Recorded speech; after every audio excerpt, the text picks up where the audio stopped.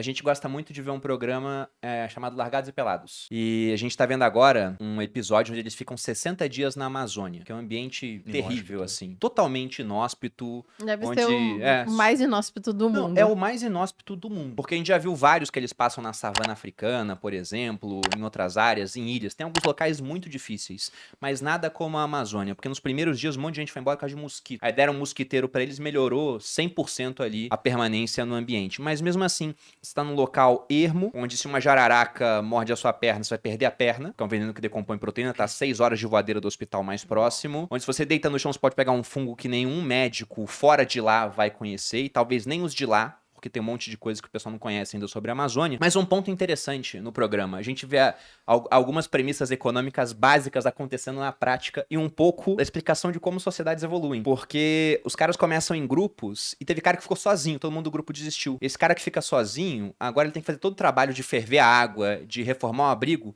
sozinho. Ele não consegue fazer mais nada. Aí ele tá louco pra que chegue outra pessoa. Pra Então mostra dividir como é o que fardo. países, né, crescem. É com mais gente trabalhando pra ficar mais produtivo. Ou como é que ele pode fazer? Se ele tem uma tecnologia que faz com que ele consiga ferver a água em 5 minutos e não em 3 horas, como é o que demora lá, ele consegue ter mais tempo pra fazer outras coisas. Então pra produzir mais, ou é mais gente, ou mais tecnologia. Mas o aspecto de poupança que me chama a atenção lá é o seguinte, eles não conseguem poupar comida lá. Porque se você mata um bicho de 40 quilos, você não tem maneira de conservar aquele alimento, estraga muito rápido. Então eles têm que consumir na mesma hora. Eles têm que consumir na mesma hora, não tem 2 dias que eles possam pensar, nossa, hoje não precisa pegar comida. Então, o tempo todo eles estão lutando pelo dia seguinte porque não conseguem poupar. E a mesma coisa acontece no aspecto financeiro. Quem não tem poupança tá o tempo todo lutando pensando no Sim, dia é seguinte. verdade. Quem tem consegue estender um pouco mais o período temporal para tomar melhores decisões com dinheiro. Dinheiro é tempo. Dinheiro é tempo. Não necessariamente o contrário, mas o dinheiro ele vai permitir que você possa ter o tempo se às vezes você quiser. E Acho que tempo esse é a exemplo única que coisa que você deu não ali, pode comprar. Isso é bem não legal. pode comprar. Não, tempo é o fator mais importante no final das contas. Quando Tempo a gente não pode falou... comprar, você acha? Não, pode comprar o dos outros. Você pode comprar os outros, É. mas você vai poder viver mais. Quando você tem 99 anos, tá na Não, cama não, de mas hospital. aí a gente tá falando de tempo de vida. Sim, mas... não, eu sempre uso essa argumentação. Assim, Mas você eu- pode comprar tempo dos outros, é uma forma de você comprar o seu próprio tempo. Talvez, Também. Delega, e talvez coisas a gente tipo. possa comprar tempo no futuro. Vai saber onde a tecnologia vai nos Eu levar. concordo, eu concordo. Eu acho que isso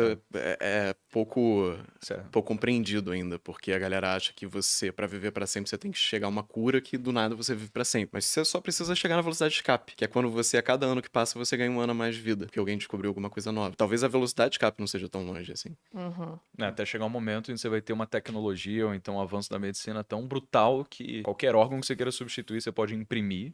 Qualquer coisa que Impressora aconteça no seu 3D. corpo, você pode botar um robozinho que vai lá consertar. Qualquer falha no cérebro, um chip resolve. Então, O envelhecimento é um erro. Assim, ele isso é um erro. É isso aí. Não, mas esse é um ponto legal de abordar, porque na equação dos juros compostos, né, o fator exponencial é o tempo. E aqui, como eu disse, uma das lições do livro é não pare a composição, não pare o seu investimento, porque ao longo do tempo ele vai dar muito resultado. Então eu coloquei, você deu o exemplo do cara que investe para em 15 anos chegar em 1 milhão, eu coloquei aqui prazos, né, fiz uma conta com R$ 500 investidos com rendimento de 1% ao mês. Em 10 anos você teria 115 mil. Em 20 anos você teria 494 mil. Então veja que é o dobro do tempo, de 10 para 20 anos, mas é um resultado 4 vezes maior. Em 30 anos, você teria 1,75 milhão. Comparado a 20 anos, são 10 anos a mais, 50% a mais de tempo, mas o resultado é 250% maior. E aí começa a ficar impressionante com o passar de mais anos, né? Porque 30 anos tem 1,75 milhão, com 40 tem 5,8. Com 50 tem 19,5.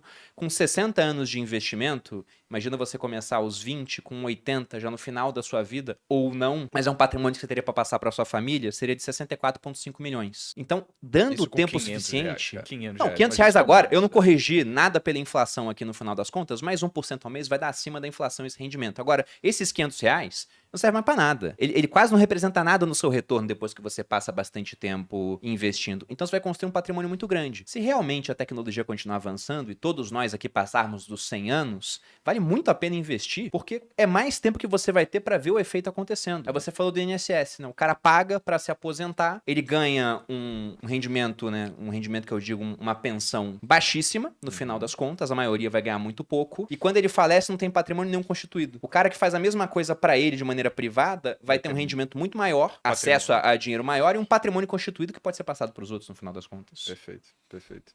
Agora, O Leandro ele trouxe aqui um ponto também que eu achei brilhante, inclusive tem um paralelo com o indiano que você falou, que é de você ter o suficiente. Então, o livro ele tem essa história de um rapaz que ele se tornou tão bem sucedido em todos os sentidos. Ele foi empresário, ele chegou a subir na carreira corporativa, ele se tornou uma pessoa de muita relevância na ONU. E É o Rajda Gupta. estima-se que o patrimônio dele, naquela época, era de 100 milhões de Rajat. dólares. 100 milhões de dólares. E aí fala que ele fazia parte de boards de empresas. E como empresas que são negociadas na bolsa faz parte do board, você tem acesso a informações privilegiadas. Ao fazer parte de um desses boards em que iria acontecer um evento relevante, ele, no momento em que saiu da reunião, onde ele soube dessa informação, ligou pro corretor dele e falou: compra 175 mil ações dessa empresa. E aí ele ganhou R$1 milhão de dólares nessa transação, sendo que ele já tinha um patrimônio de 100. A carreira dele foi completamente destruída a partir disso, porque você capitalizar sobre informação privilegiada é crime, né? Nos Estados Unidos, aqui, então isso não pode acontecer se for descoberto. E ele foi descoberto,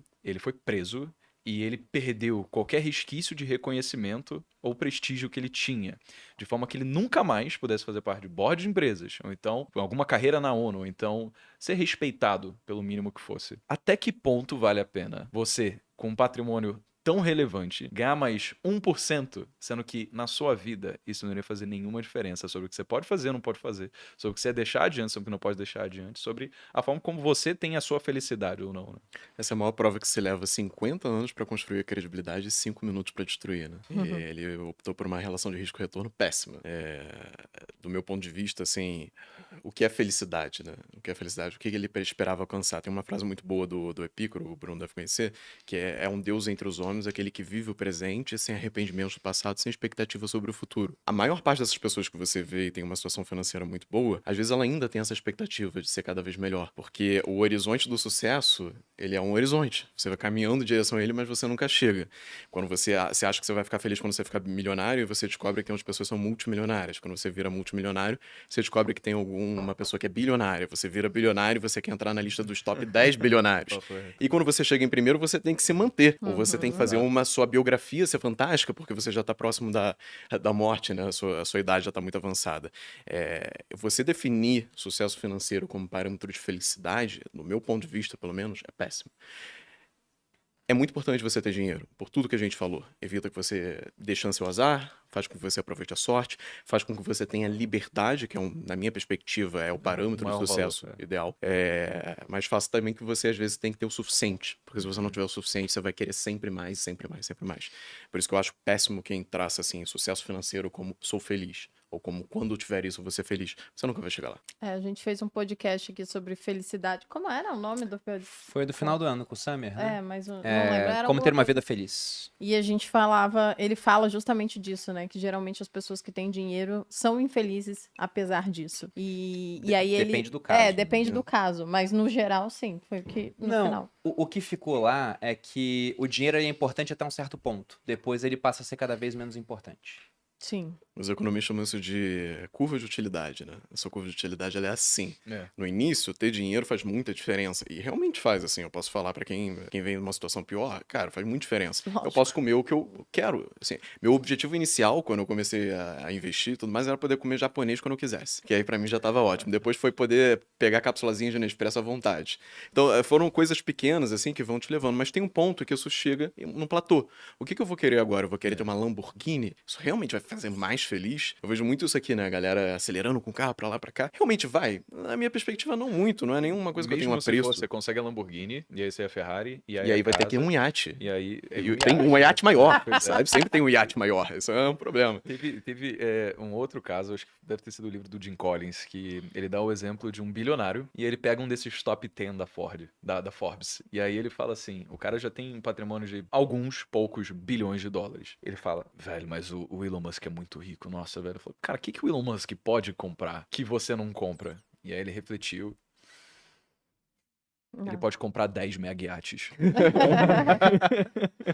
Pra que você quer 10, né?